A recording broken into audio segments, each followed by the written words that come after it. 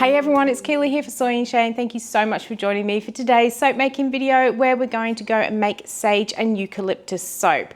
Now I've put off using this fragrance oil for a little bit because when I got this in originally, I actually really didn't pay attention to how much I paid for the fragrance, and then gradually the price of olive oil has just gone up and up and up, and I actually could not warrant making this fragrance oil in these soaps given the price of all the vegetable oils. But the good thing is the olive oil prices are finally coming down again, and I can get round to using this fragrance, and I'm so pleased I managed to get to use it. Not only that, when I'm making this soap, I wanted to have a go at something that I actually did last year by mistake, and I was trying to replicate it again. And as you can see from the photos, I have pretty much managed to do it. I made a soap last year that was white with some yellow drops in it, but it actually looked like sleeting rain falling into the soap. So there were just really thin sort of streaks through this soap. And it's taken me a while to realize what it was that I actually did in that soap to get that look. And I'm hoping I can replicate it, because when I did this particular soap, I actually didn't do it for the videos because it was for the advent calendar. I did it in a slab mold, and I'm hoping I can replicate it, or was hoping I could replicate it in the loaf mold. So today I'm going to show you how I actually created this sort of sleeting rain effect throughout the soap. Let's go. All right, so I think I've got everything ready to make our blue sage and eucalyptus soap. So I'm just pouring my lye water into my oils. We'll give it a mix. Then I'm going to separate it for the colors. We're having trouble speaking today. Let's get this mixed up. Normally when I've had sort of a big gap in making soaps and obviously then filming them, I usually make a couple of soaps first to get myself into the swing of things so that I then can do two things at once, you know, film and make soaps. But no, not this time. We're just jumping straight into making soaps and just hoping for the best. And I'm, yeah, struggling to speak by the sounds of things. So I'm going to separate it out, oh my goodness, for 3 colors. In that one there, I have got some cornflower blue.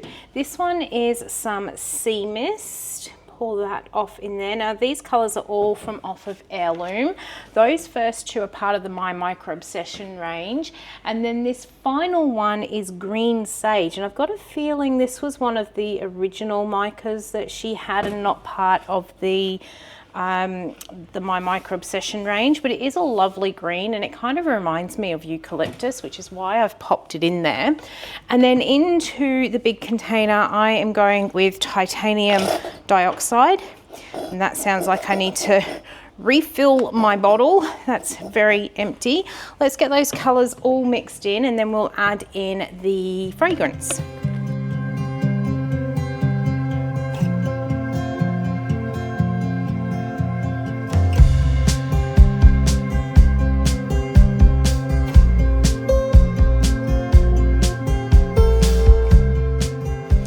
So I've got them all mixed. Now whenever I actually do mix my colors like this, I only give them a quick pulse just to get that color starting. You can see we've still got some like bits of uncolored soap around there. My sort of thinking is if I just give it that bit of a pulse to get it going, when we then add in our fragrance, we can continue stirring with the spatula, but it's had enough of like a blitz that it's got that process going a bit quicker. And then we don't accelerate trace through the pulsing of mixing the color too much. But we also don't have to spend too long mixing with a spoon to get the colors incorporated. And that I usually find it gives me a little bit of extra working time unless my fragrance is really, really naughty. But as I hoped, oh, this one's playing really well. I did hope being eucalyptus, it would play well. Being eucalyptus and blue sage, both of which produce essential oils, there's a little bit of lavender in this scent as well. I was hoping that it would be more of an essential oil based fragrance oil, and that those fragrances tend to play nicely and was hoping that would come through in the fragrance as well, and it definitely has. And boy, this is smelling so good. I'm so pleased I'm finally actually using it. I often pick the bottle up off the shelf and have a bit of a smell of it because it just smells, to me it's a really calming sort of smell as well. I love the smell of eucalyptus. It's just, I think it's because I really am very much so an Aussie bush sort of girl. I like my eucalyptuses around me. I love the smell of them and just find it such a relaxing sort of smell. So we've got those ones mixed in. That's looking really good. Let's get this white mixed in.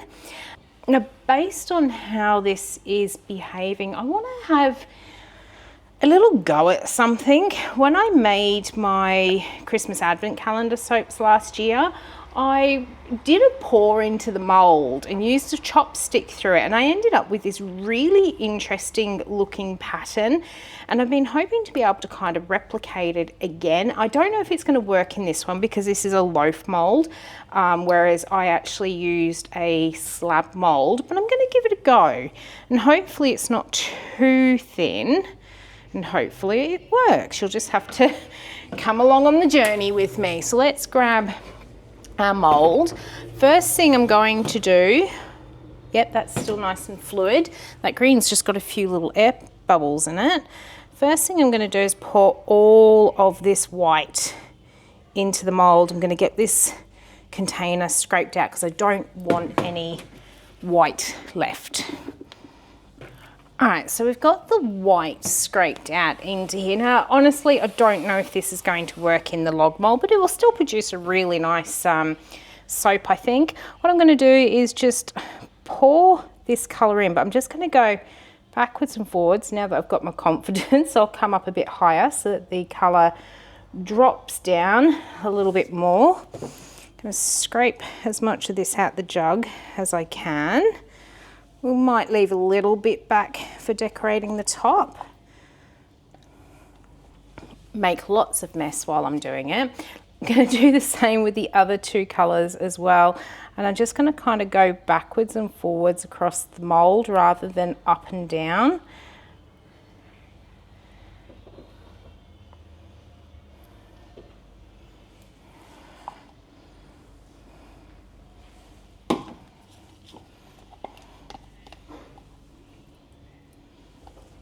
The sea mist has thickened up just that little bit more. Now I do need to just put up the end of my mould a little bit. I might actually start down this end because I've got less soap down that end of the mould. And just kind of go up and down. Oh no! We need it to go down this way just a little bit more. That's it. And I'm just going to get the last of that in. We'll pour it down this end. Now again, I don't know if this is going to work. My mould is very, very full. But what I did with the big mould is I basically put a chopstick in it.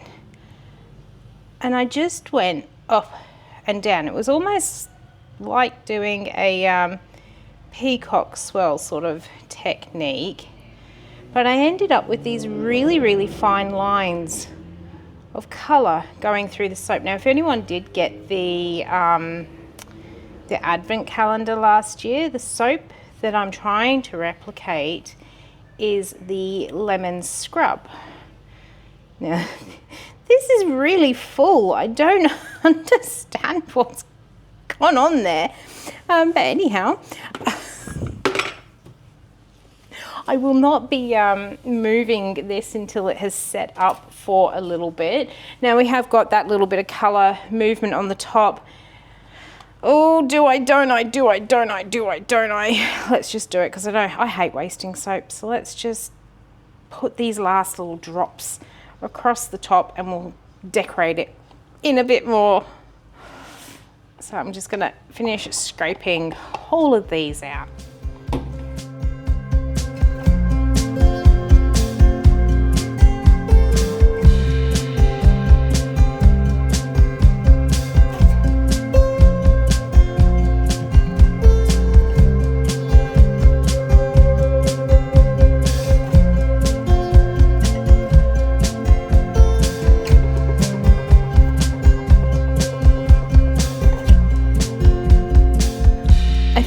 is one of my favorite sort of swirls. I remember as a kid when you used to get the color dyes and you used to put them in water and then you used to put a piece of paper on the top, or you used to make like little butterfly patterns.